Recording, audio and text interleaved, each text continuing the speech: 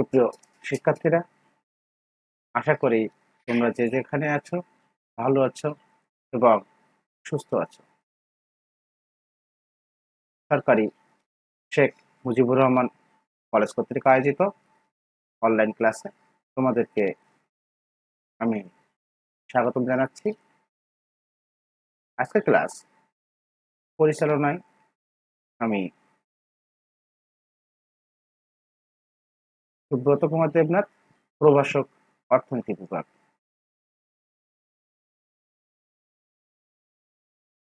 আজ অর্থনীতি প্রথম পত্রের একাদশ এবং দ্বাদশ শ্রেণীর দশম অধ্যায়ের মুদ্রা এবং মুদ্রার কার্যাবলী নিয়ে আলোচনা করব।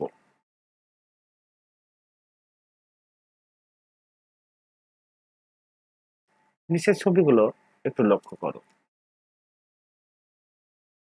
আমরা কিছু মুদ্রার ছবি এখানে দেখতে পাচ্ছি। আজ আমাদের পাঠ শিরোনাম মুদ্রা ও ব্যাংক। এই অধ্যায়ের আজকের বিষয় আলোচ্য বিষয় মুদ্রা এবং মুদ্রার কার্যাবলী। শিক্ষণফল পাঠ শেষে শিক্ষার্থীরা মুদ্রার ধারণা ব্যাখ্যা করতে পারবে এবং মুদ্রার কার্যাবলী বর্ণনা করতে পারবে। আলোচনার প্রথমে আমরা আসি মুদ্রা কি। এবার ছবিতে কিছু মুদ্রা দেখতে পাচ্ছ।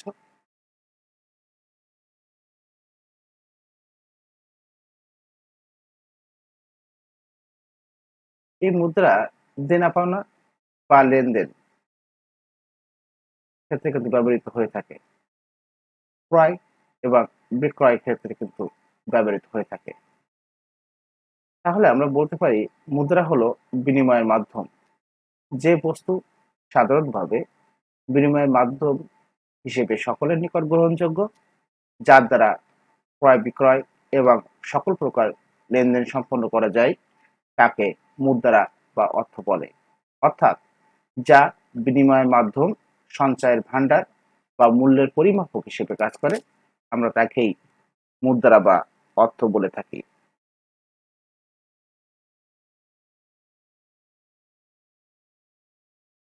মুদ্রা বিভিন্ন দেশে বিভিন্ন নামে পরিচিত।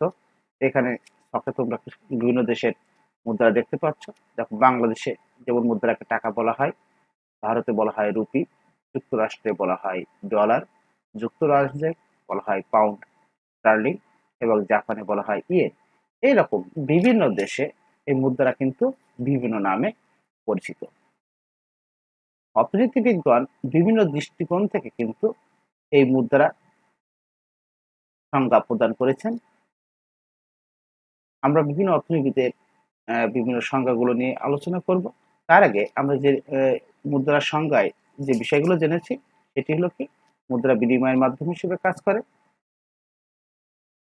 মূল্যের পরিমাপক হিসেবে কাজ করে, আবার সঞ্চয়ের বাহন হিসেবে কিন্তু কাজ করে থাকে।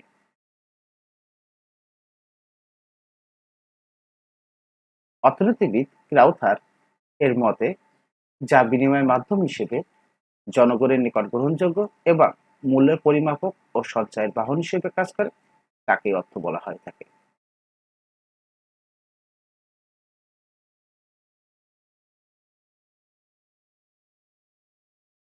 ঋণের চুক্তির ক্ষেত্রে কিন্তু মুদ্রা ব্যবহৃত হয়ে থাকে, পাওনা মেটানোর ক্ষেত্রে কিন্তু মুদ্রা ব্যবহৃত হয়ে থাকে, আবার ক্রয় ক্ষমতার ক্ষেত্রেও কিন্তু মুদ্রা ব্যবহৃত হয়ে থাকে।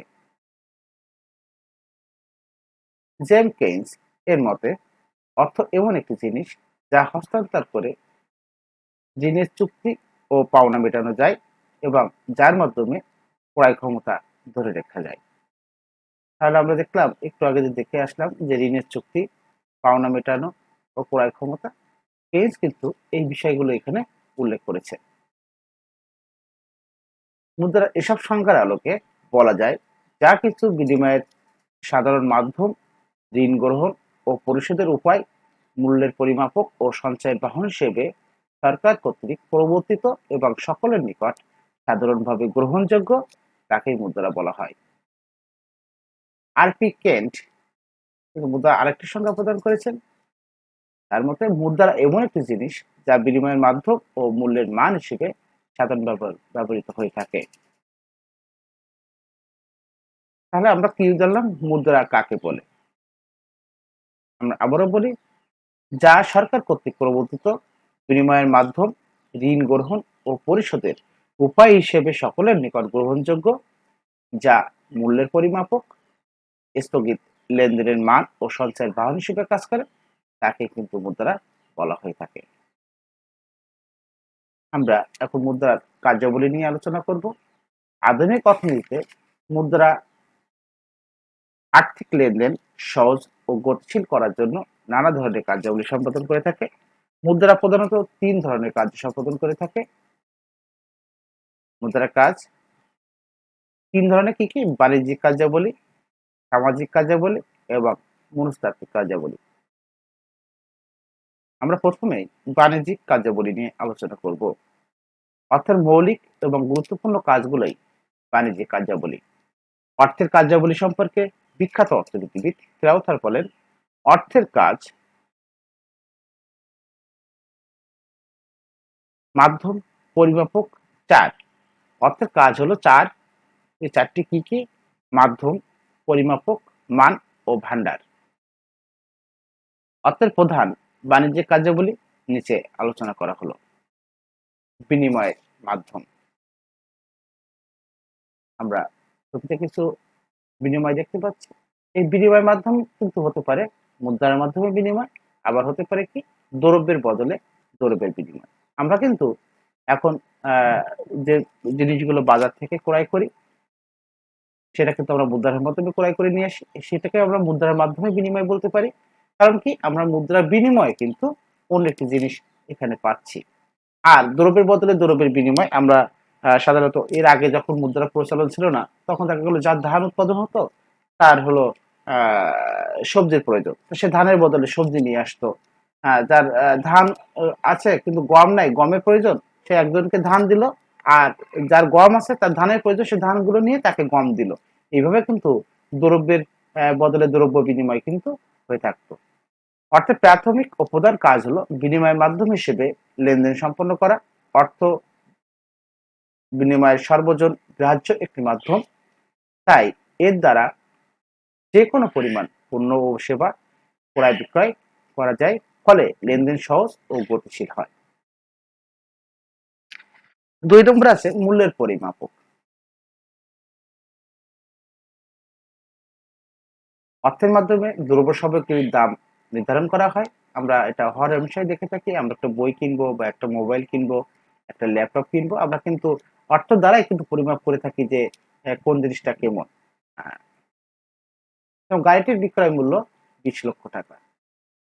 দ্রব্য বিনিময় প্রথার মূল্য পরিমাপের কোনো সাধারণ মানদণ্ড না থাকায় বিভিন্ন দ্রব্যের আপেক্ষিক মূল্য নির্ধারণ করা কঠিন ছিল। কিন্তু অর্থ সকল দ্রব্য, সেবা বা সম্পদের মূল্য পরিমাপের সাধারণ মানদণ্ড হিসেবে কাজ করে বিধায় বিনিময় ব্যবস্থার উন্নয়ন, সম্প্রসারণ ও লেনদেন সহজতর হয়েছে। এখানে ঋণ প্রদান, স্থগিত লেনদেনের মান। স্থগিত লেনদেন বলতে ভবিষ্যৎ দেনা পাওনাকে নির্দেশ করে। দ্রব্যমূল্য দ্রুত পরিবর্তনশীল হলেও অর্থের মূল্য দ্রুত পরিবর্তনশীল নয়। ঋণদাতা অর্থ দ্বারা ঋণ দেয় এবং ঋণ গ্রহীতা অর্থ দ্বারা তা পরিশোধ করে থাকে, ফলে অর্থনৈতিক কর্মকাণ্ড নির্বিঘ্নে চলতে পারে। সঞ্চয়ের বাহন।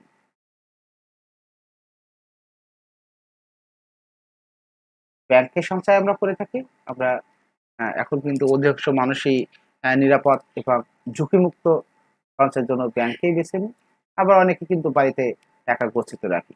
অধিকাংশ দ্রব্য সামগ্রী পচনশীল ও ক্ষণস্থায়ী বলে দ্রব্য বিনিময় প্রথায় দ্রব্যের মাধ্যমে সঞ্চয় সম্ভব নয়। অর্থাৎ দ্রব্য দিয়ে কিন্তু আমরা সঞ্চয় করতে পারবো না, কারণ আমাদের অধিকাংশ দ্রব্য কিন্তু পচনশীল বা নষ্ট হয়ে যায়। কিন্তু অর্থ দ্বারা সবকিছু বিনিময় করা যায় বলে এরূপ দ্রব্য সামগ্রী বা সেবার মূল্য অর্থের মাধ্যমে সংরক্ষণ করা সম্ভব। মূল্য স্থানান্তরের বাহন।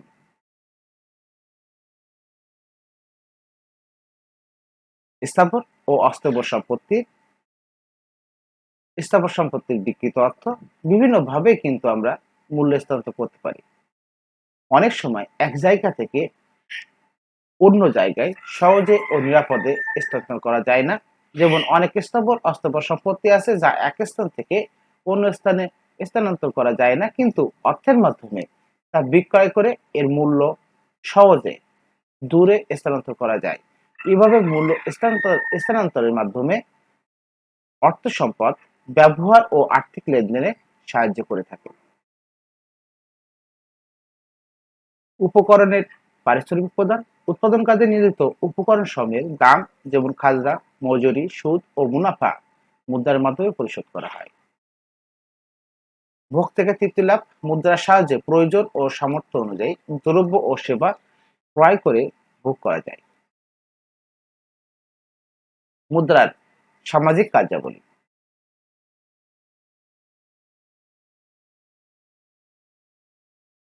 নিজের গাড়ি, ঝুঁকিপূর্ণ আরামদায়ক ঝুঁকি মুক্ত এবং আরামদায়ক কর্মক্ষেত্র। অর্থের নানাবিধ সামাজিক কার্যাবলী সম্পাদন করে থাকে। অর্থের সামাজিক কার্যাবলী বর্তমানকালে গুরুত্বের সাথে স্বীকার করা হচ্ছে, যেমন সামাজিক মর্যাদা ও নিশ্চয়তার প্রতীক। সমাজের মানুষের মর্যাদা ও নিরাপত্তা সামগ্রী ও সম্পদের আর্থিক মূল্যমানের দ্বারাই নির্ণীত হয়। অর্থ সামাজিক মর্যাদা ও প্রভাবের উপাদান হিসেবে কাজ করে। সামাজিক সম্পর্ক রক্ষা, বিভিন্ন সামাজিক অনুষ্ঠানে ও উৎসবের ক্ষেত্রে মুদ্রা দ্বারা উপঢৌকন প্রদান করে অনেক সামাজিক দায়-দায়িত্ব পালন করা যায়। এর ফলে সামাজিক বন্ধন দৃঢ় হয় এবং সংস্কৃতি ও সভ্যতার বিকাশ ঘটে। মনস্তাত্ত্বিক কার্যাবলী,